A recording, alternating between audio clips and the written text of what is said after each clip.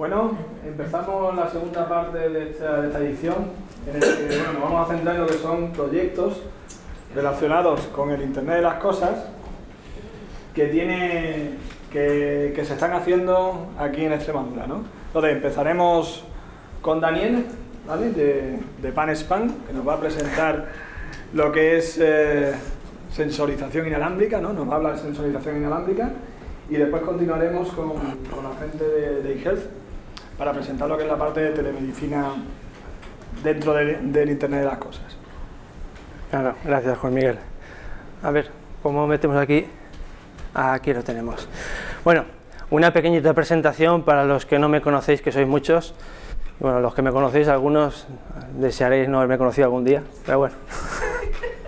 A ver, soy el creador de una empresita extremeña que se llama PanStam, en la que desarrollamos, fabricamos y comercializamos unos módulos inalámbricos para telemetría y control. Nada, para hacernos una idea de a qué me dedico, básicamente comercializamos este tipo de módulos.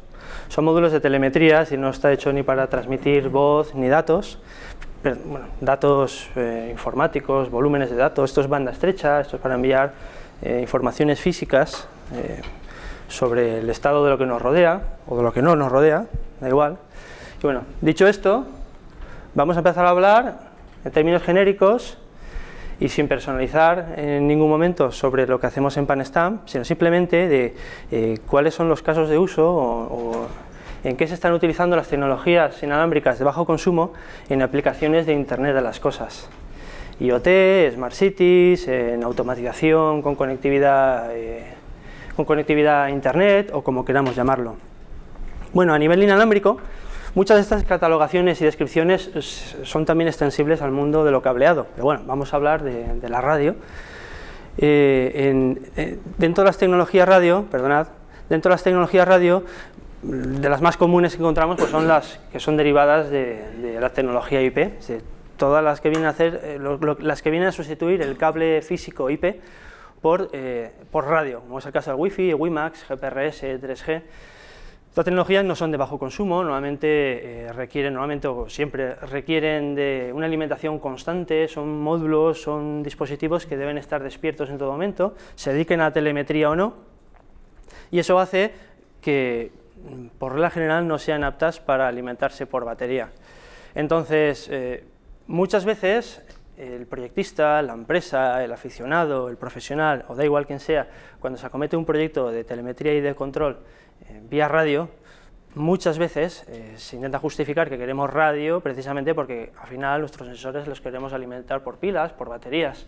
De otra manera, si hay que llevar un cable de alimentación, pues al final nos da igual utilizar una tecnología cableada que radio. Entonces, si bien las tecnologías derivadas de IP se usan mucho para imagen y sonido y redes informáticas, para telemetría y control, habiendo dispositivos, son de uso minoritario.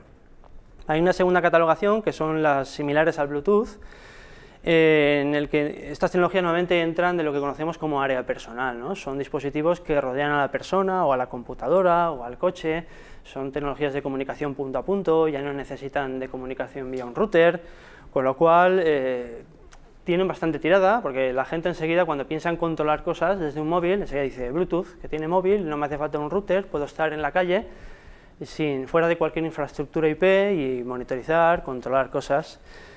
El Bluetooth tradicionalmente ha tenido un gran problema y se le pasaba lo mismo que el Wi-Fi, es que consume mucho, con lo cual alimentar un dispositivo Bluetooth y aspirar a que dure meses en la batería pues ha sido siempre bastante complejo. Hasta que apareció su hermano pequeño, que es Bluetooth Low Energy, que es una extensión de la tecnología Bluetooth, pero que consume mucho menos. Y esta sí se está empezando a utilizar en aplicaciones de telemetría y de control. La electrónica es todavía un poco cara, pero parece que va a tener bastante tirada. Y por último, le doy al botón para recuperar la imagen, está la radiofrecuencia bajo consumo. De todos los grupos inalámbricos en materia de telemetría, seguramente este es el más utilizado. ¿Por qué es el más utilizado? Pues precisamente por su bajo consumo, porque es una tecnología especialmente dimensionada para transportar pocas cantidades de datos, una banda muy estrecha, con un duty cycle bastante pequeño, es decir, normalmente son dispositivos que transmiten durante un corto periodo de tiempo y se pasan la mayor parte del tiempo descansando. Este descanso y este balance entre descansar mucho y comunicar poco sirve precisamente para que los dispositivos de este tipo aguanten la pila y la batería mucho tiempo. Tecnologías de este tipo, pues hay docenas, ¿no? Muchos de vosotros a lo mejor conocéis Zigbee, conocéis Z-Wave, hay una tecnología que se llama SysLoWPAN, que es una especie de extensión IP sobre tecnologías radio de bajo consumo, y luego hay otras muchas. Estamos hablando ya de protocolos. En el caso de PANSTAM utilizamos un protocolo muy compacto que se llama SWAP, pero después chips de Texas Instruments, dispositivos basados en Texas Instruments, muchas veces utilizan el mismo protocolo que desarrolló Texas, que es Simplicity. Hay uno que es Dash 7, especialmente hecho para tags en almacenes, etc. Bueno, dicho esto, ya dejando una cosa más o menos clara, es que cuando tenemos un mando a distancia del coche o cuando tenemos un termostato en casa que está enviando vía radio la temperatura y que lo tenemos alimentado por una pila y que por regla general cambiamos esa pila una vez al año, no es Wi-Fi. Si no decimos es una tecnología Wi-Fi, no, Wi-Fi es una cosa, aunque sea inalámbrico, pero Wi-Fi es IP. De lo que vamos a tratar ahora mismo es tecnología inalámbrica de bajo consumo, específicamente para telemetría y control. Es decir, como os decía, el ejemplo, el mando del coche, algún mando multimedia, que ya es radio, termostatos inalámbricos, por ejemplo, o algún sensor inalámbrico como los que hay ya en muchos coches para detectar si hay un pinchazo o el nivel de llenado de las ruedas, etc. A ver, pasamos.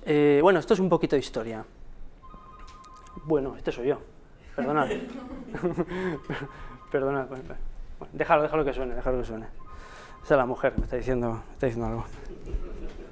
Ya se me ha escalabrado un chiquillo, seguro, vamos, siempre, no falla. Bueno, pues a ver, históricamente tenemos un término que surgió allá por los 60, que es el M2M, el Machine to Machine, que se ideó, un concepto que se ideó para poder hacer comunicar las máquinas entre sí. Pues estamos hablando de estas computadoras que habían grandes para poder comunicar con las impresoras matriciales. Estamos hablando de alguna maquinaria industrial específica, normalmente eran dispositivos punto a punto, no pretendían complicar demasiado las redes, pero sí los ingenieros de entonces se dieron cuenta de que tenían que hacer comunicar las máquinas. Hoy en día el término M2M, digamos que se ha especializado. Sí, es máquina, pero tiene mucho que ver con la telemetría y el control, no tanto con el traspaso de datos. Entonces, bueno, telemetría y control como mercado activo data más de finales de los 60 o principios de los 70, con la aparición de buses de comunicación industriales como Modbus, después Profibus, buses cableados que se utilizaban, eso sí, esta vez para controlar líneas de fabricación, los primeros robots que habían en líneas, en la industria del automóvil sobre todo, que fue la más avanzada. Y también es un término pues, que se ha venido utilizando en mediciones de parámetros meteorológicos, mediciones de llenados en tanques de combustible, etc. Luego fuimos más allá y apareció otro término que es el IoT, el Internet de las Cosas, precisamente, y que bueno, no era otra cosa de lo que ya se estaba haciendo, que eran instalaciones de telemetría o redes de telemetría y de control pues conectadas a Internet en algún punto. Eso se venía haciendo ya. Lo que pasa es que, sabéis, la gente de marketing que es muy hábil dijo, esto hay que venderlo. Entonces dijeron, IoT, Internet de las Cosas, y vamos a crear esto, que es un método tecnológico, es una herramienta técnica que ya a nivel técnico se conoce, vamos a convertirlo en una necesidad. Es decir, tú no eres nada si no tienes un IoT en tu empresa o tal.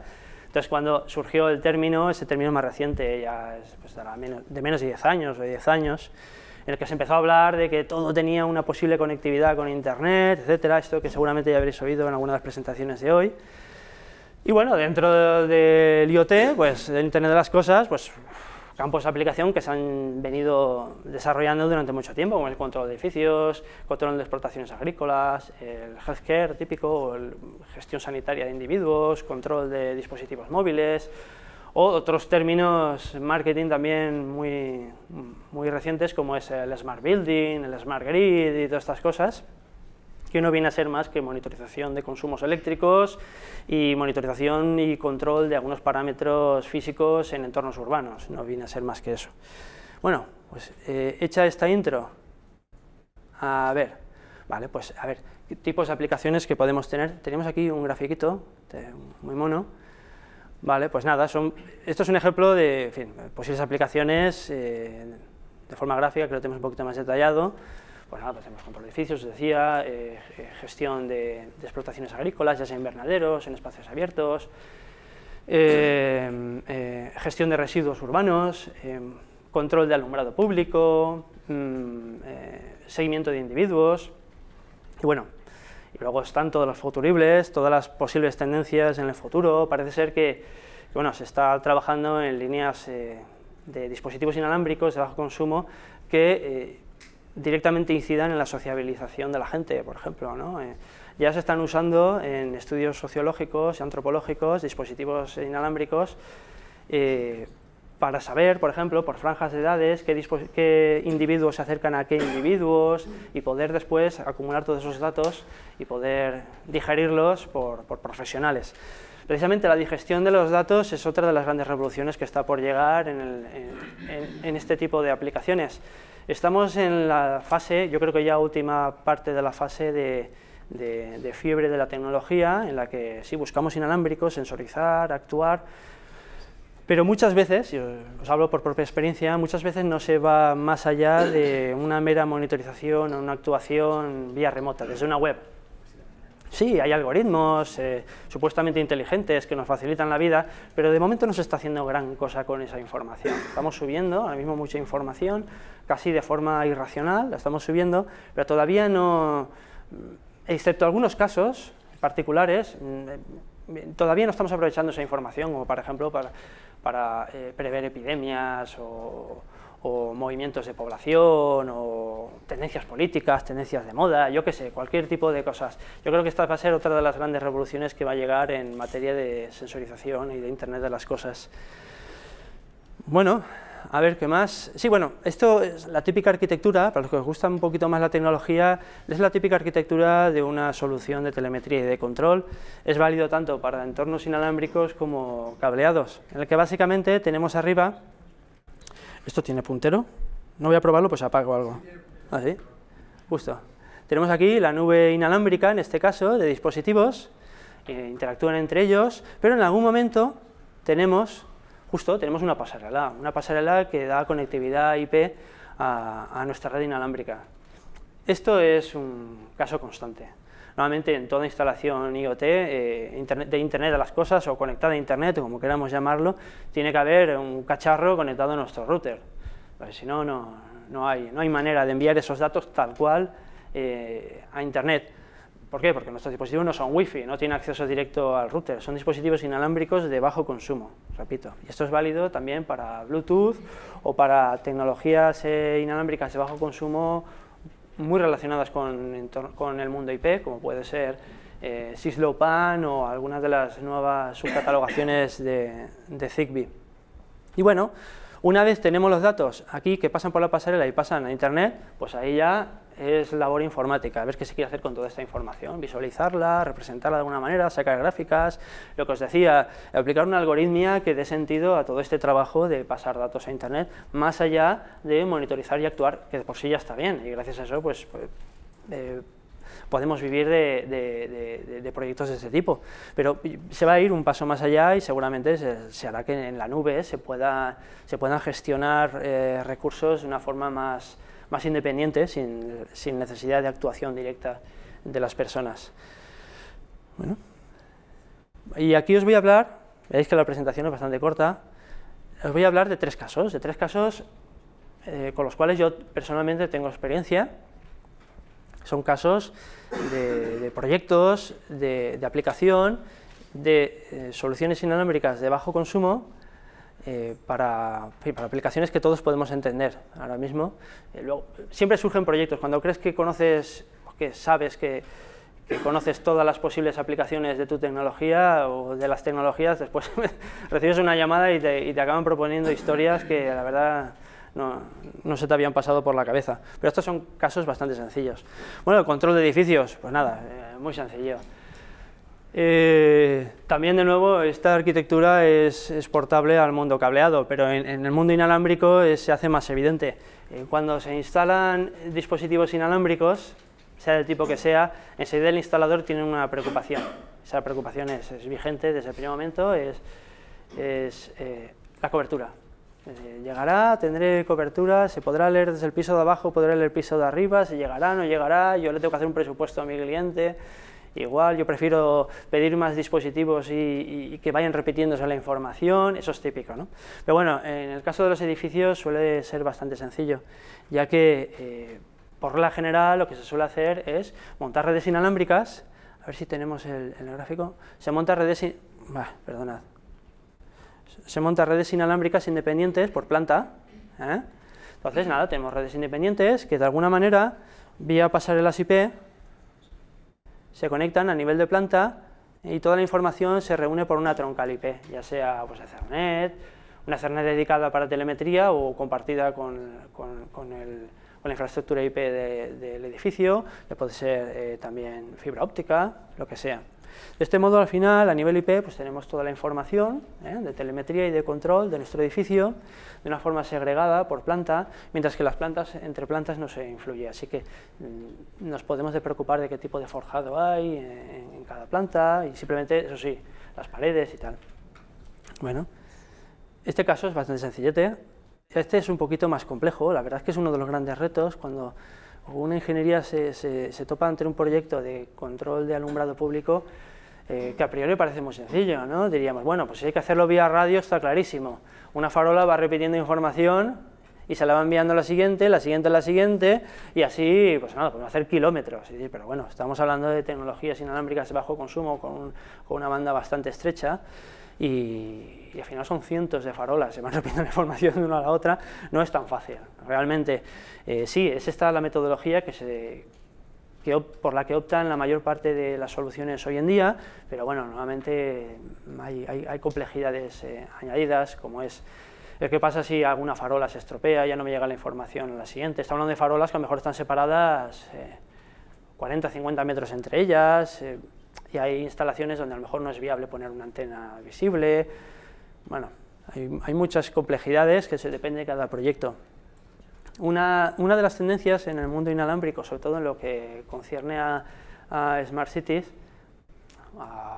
digamos a telemetría de control aplicada en entornos urbanos, digámoslo, ¿no? Es uno de los cambios que están surgiendo, es que ya no se piensa tanto en tecnologías de tipo mesh. Tipo mesh quiere decir, al final todo crea un mallado donde un nodo comunica con el otro, uno se encarga de que la información que le ha enviado uno le llegue al otro, en fin, son temas bastante complejos, sino en aplicaciones urbanas cada vez se está mirando más el disponer de coberturas globales de larga distancia, que den pues, especialmente cobertura a barriadas o incluso a pequeños municipios, y con unas cuantas antenas disgregadas por toda la ciudad pues podamos tener acceso a lecturas y actuación desde unos cuantos puntos, eso sí, conectados a Internet. Es un poco las tendencias, ¿no? Hay empresas que están trabajando en este sentido, y bueno, nosotros mismos estamos trabajando en un supernodo precisamente para poder pasar de tener coberturas de centenares de metros que tenemos ahora mismo en espacios abiertos a kilómetros. Y precisamente por eso, porque es que luego la arquitectura de soluciones como esta se simplifica enormemente. Y bueno, otra aplicación que precisamente cuando he llegado, alguno de vosotros estaba hablando, me parece que eras tú, que trabajáis en aplicaciones, ¿verdad? Tenéis con un producto de monitorización de nivel de residuo. Vale. Bueno, yo no puedo decir que tengamos un producto en PanStam de gestión de residuos, porque PanStam, os he dicho, son módulos inalámbricos que al final se acaban aplicando en productos de terceros. Pero sí que hemos trabajado con empresas que sí que tienen un producto basado en nuestro producto, y sobre el cual les hemos hecho programación y les hemos diseñado el hardware, y ellos sí, ellos están muy enfocados al tema de monitorización de residuos urbanos. Así un poco para contaros la anécdota, bueno, en principio sería bastante sencillo idear una solución de este tipo. Montamos sensores, ¿verdad? Sensores en el interior del contenedor, midiendo el nivel, ya sea por ultrasonidos, por infrarrojos, midiendo el nivel de llenado de un contenedor, y por fuera, vía radio. Hay algunas soluciones que utilizan ya comunicación 3G, lo que pasa es que hay que poner muchas tarjetas, en según qué entornos urbanos puede complicarse el asunto por todo el tema de la saturación de la red, de 3G o GPRS. Pero en inalámbrico de bajo consumo es eso, normalmente hay una serie de pasarelas IP instaladas por la ciudad que dan cobertura a contenedores que hay circundantes, ¿no? Pero bueno, os voy a hablar, por ejemplo, de un proyecto que hicimos recientemente, en el que esto no era posible. Se trata en una provincia bastante extensa, como es la de Orense, donde hay muchos municipios, donde sí se quería monitorizar el casco urbano, pero después había muchas pedanías. Sabéis, en Galicia, un poco como Extremadura, incluso a veces más flagrante, ¿no? Hay pequeños municipios donde tenían un contenedor, 2 contenedores, y estamos hablando de contenedores de todo tipo, ¿no?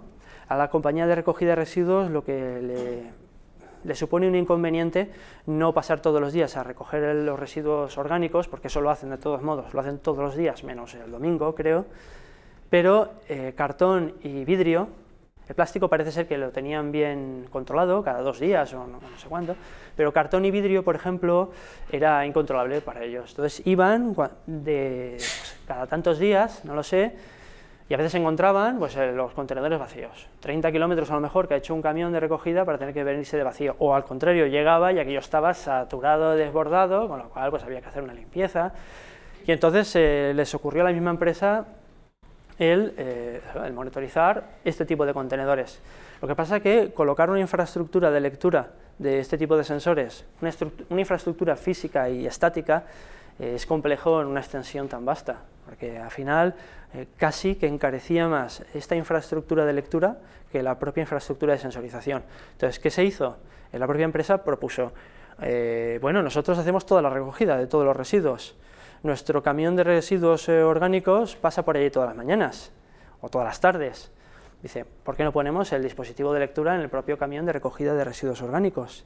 Y así se hizo. Entonces, en lugar de poner una cobertura global en todos los municipios, aunque estamos hablando a veces de municipios donde había un contenedor de vidrio y otro de cartón, pues el cambio es el camión, al final con 10 camiones, todos con su lector radio, en fin, con su pasarela, pero móvil, instalada en el propio camión, lo que hacían es, cuando pasan por delante a recoger su residuo orgánico, paran un momento y mientras están haciendo las operaciones, existía la probabilidad alta de que tanto el sensor que hay instalado en el contenedor de vidrio como el de cartón realice una lectura, les envía la información al camión que está recogiendo residuo orgánico, el camión recoge información y lo envía inmediatamente vía GPRS.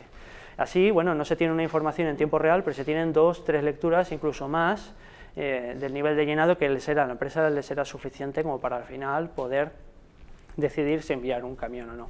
Luego, efectivamente, la empresa que llevaba todo esto a nivel tecnológico, a nivel software, pues sí que pues hizo un desarrollo en el que directamente les enviaba alertas y les calculaba itinerarios, historias de estas. Y bueno, y esto es todo, aquí acaba la presentación. Ha sido cortita, ¿no? Pues si tenéis alguna pregunta, ¿no? Juan Miguel. No ha sido nada, ¿eh? Todo.